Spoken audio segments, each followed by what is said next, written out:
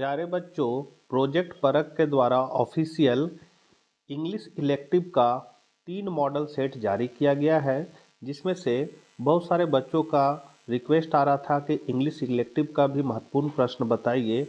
तो ये प्रोजेक्ट परख जो है वो इंग्लिश इलेक्टिव का 3 मॉडल सेट जारी किया है, जिसमें से हम लोग फर्स्ट मॉडल सेट के क्वेश्चन आंसर को जल्दी जल्दी देख लेंगे। चैनल पर पहली बार है तो जरूर सब्सक्राइब कर ले। तो पहले ऑब्जेक्टिव क्वेश्चन है, on which finger Frau Frieda wear her snake ring. कहने मतलब है कि फ्राउ फ्रीडा अपनी सांप की अंगूठी किस अंगुली में पहनती है। तो ये पहनती है इंडेक्स फिंगर में, मतलब तर्जनी अंगुली में। दूसरा, in which country Frank and 11 plan to leave after employment. मतलब फ्रैंक और एवलिन ने भागने के बाद किस देश में रहने की योजना बनाई थी। तो ये बनाया था आपका ब्रुन्स आयर्स में। तीसरा क्वेश्चन है, पाब्लो नेरूदा के अनुसार केवल कविता ही है।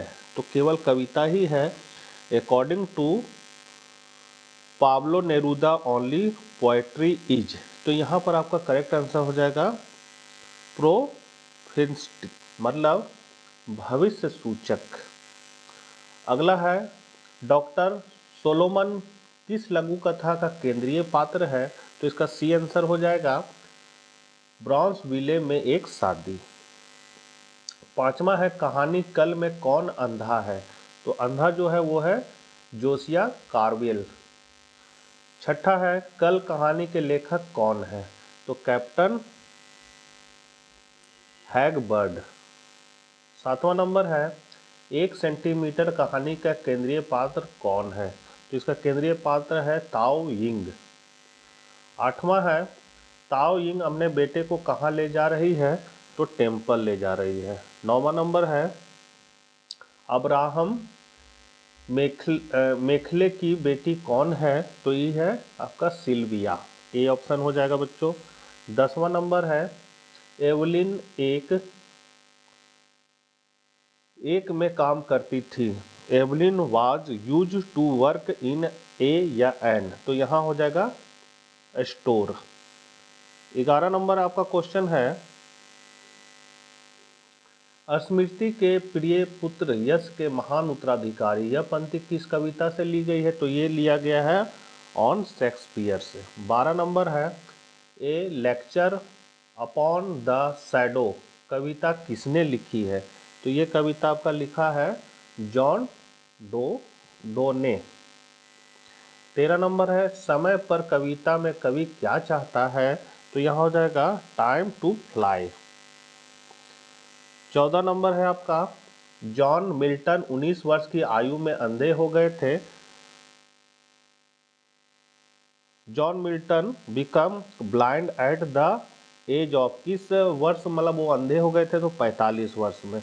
15 नंबर है, जॉन डॉन एक खाली स्थान कवि है। तो क्या है, आध्यात्मिक।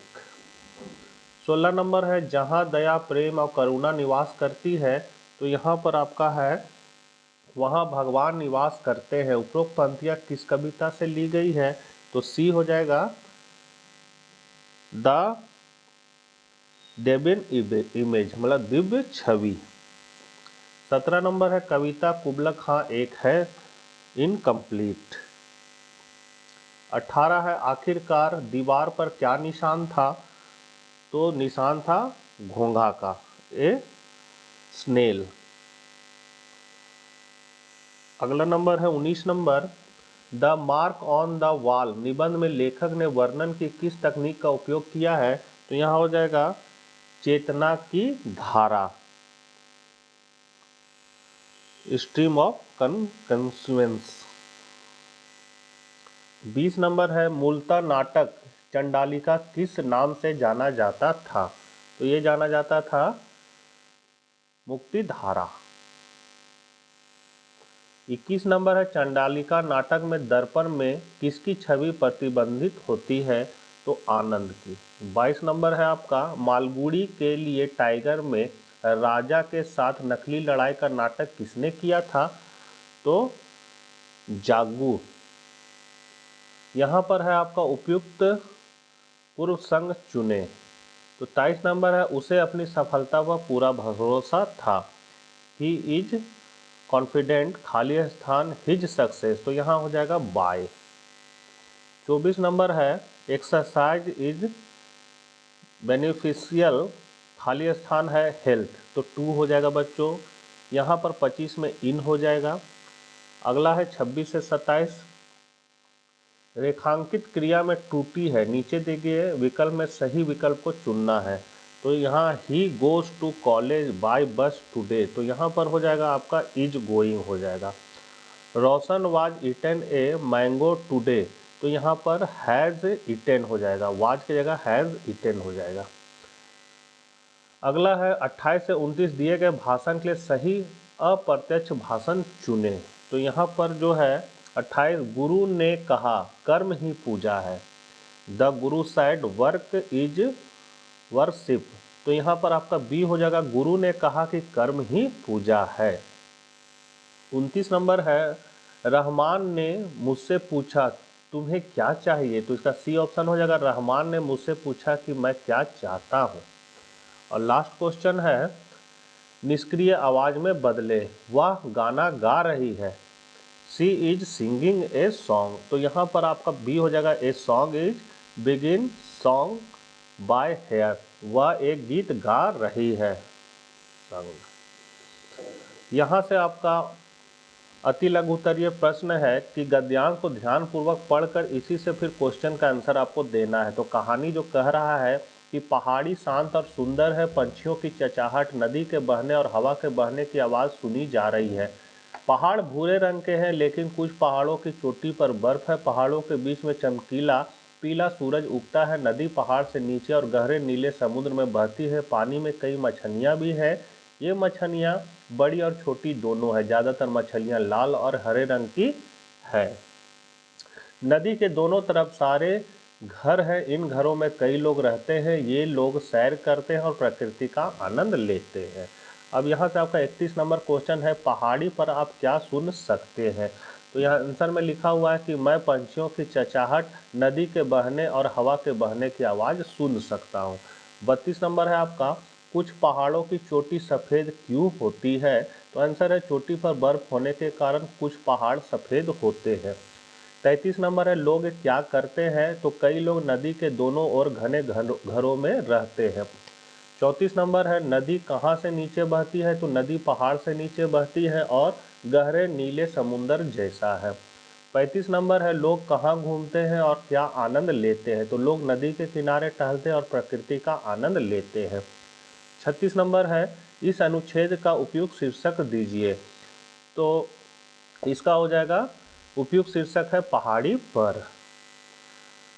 लघु उत्तरीय प्रश्न है आपका 37 नंबर, फिल्म मेकिंग में लेखक के अनुसार स्वीडन में शॉटिंग की सुंदरता क्या है।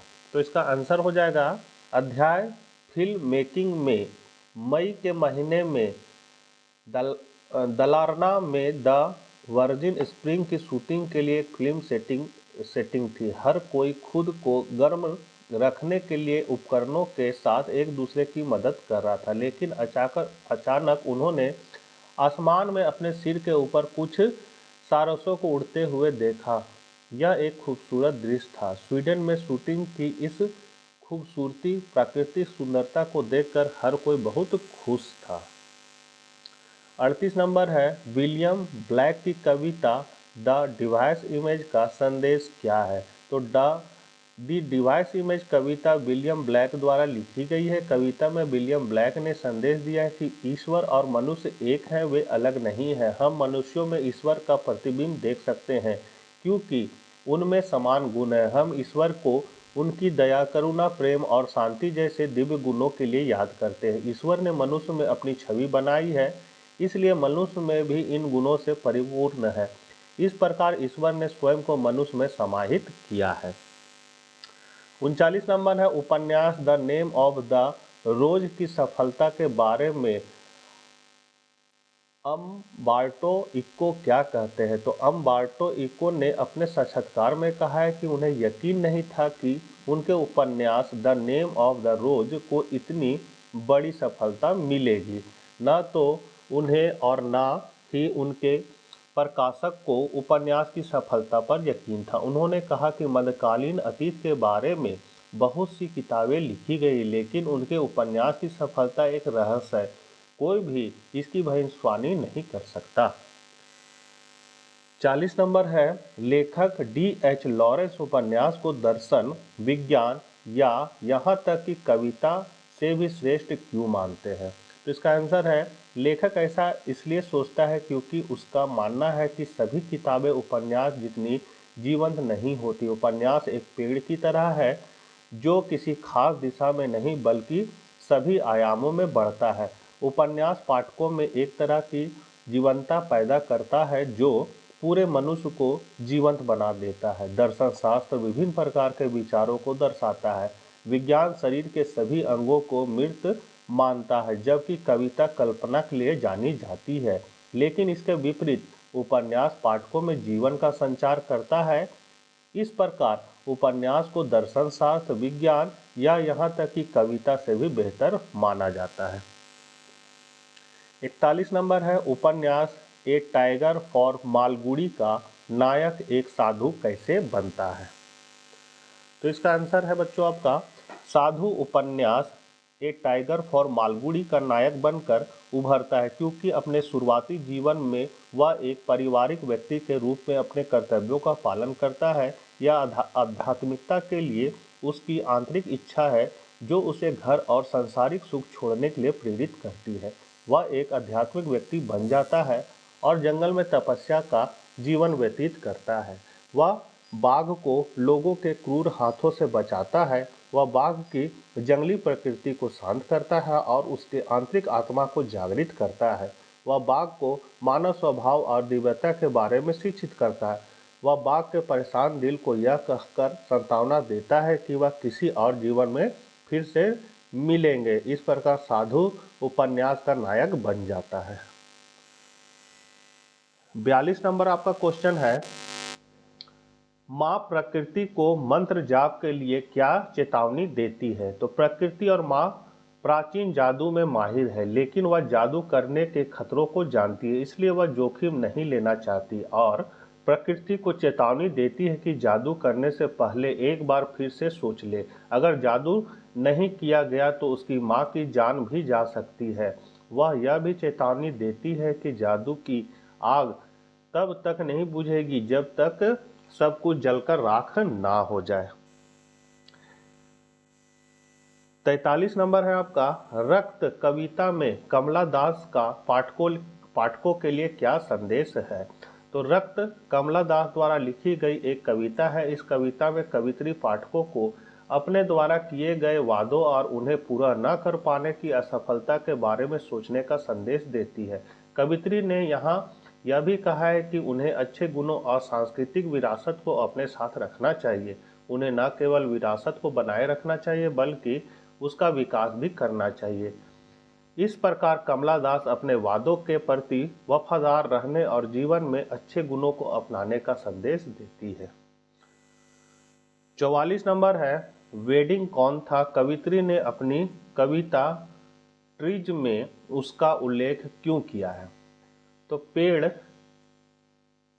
एमिली डिकिंस द्वारा लिखी गई एक कविता। इस कविता में वह सर एंथनी वेकडिके के बारे में बात करती है जो प्रकृति के एक महान फ्लेमिश चित्रकार थे। वह प्रकृति के चित्र बनाते थे। कवित्री साबित करती है कि वेंडिके के उत्कृष्ट कृति शानदार गर्मी के दिन के दृश्य की तुलना में तुच्छ होगा।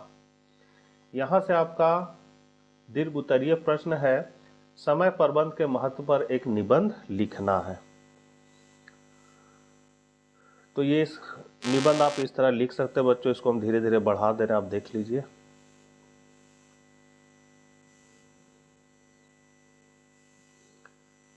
छियालीस नंबर है, सोशल मीडिया पर एक रचना लिखे। तो ये सोशल मीडिया पर आपको एक रचना लिख देना है इस तरह।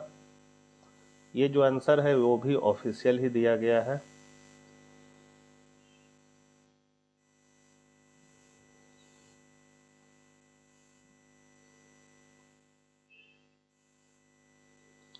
सैतालीस नंबर है, समाचार पत्र के संपादक को एक पत्र लिखिए जिसमें आपके क्षेत्र की सड़कों की खराब स्थिति पर प्रकाश डाला गया है जिसके कारण बारिश में दुर्घटनाएं होती है।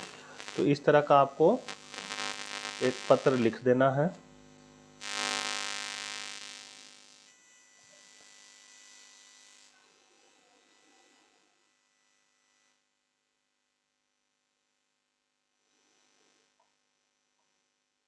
अड़तालीस नंबर है, एक टाइगर फॉर मालगुड़ी में व्यंग पर चर्चा करें। तो यहाँ पर है आर के नारायण द्वारा लिखित टाइगर फॉर मालगुड़ी में सामाजिक मानदंडों और मानव व्यवहार की आलोचना करने के लिए व्यंग का प्रयोग किया गया है।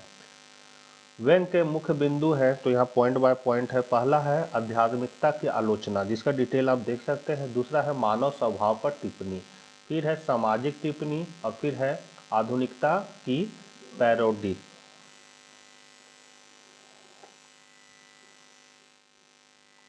39 नंबर है बालू का चरित्र चित्रण लिखिए। तो बालू के बारे में यहाँ बताना है कि बालू अपने माता पिता मार गया और मीनाक्षी की इकलौती संतान है। वह उसकी शादी के 12 साल बाद पैदा हुआ था। वह अकेला बच्चा है लेकिन उसके पिता हमेशा अपने वित्तीय लेन देन में व्यस्त रहते। अपने बेटे के साथ फुर्सत के कुछ पल बिताने के लिए उसके पास ना तो समय है और ना ही समय पर घर वापस आने का इरादा। उसकी माँ घरेलू कामों में व्यस्त रहती है और उसके पास उसके लिए शायद ही कोई समय है होता है। इस प्रकार बालू बचपन में उपेक्षित और अलग थलग पड़ गया।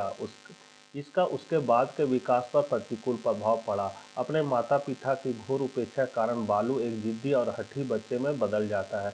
वह अपने पिता की बहुमूल्य खाता बही लेकर भाग जाता है और उसे नाली में फेंक देता है और वहीं खड़ा होकर मुस्कुराता है। वह अपने माता पिता को चिढ़ाकर बचपन भरा आनंद प्राप्त करता है।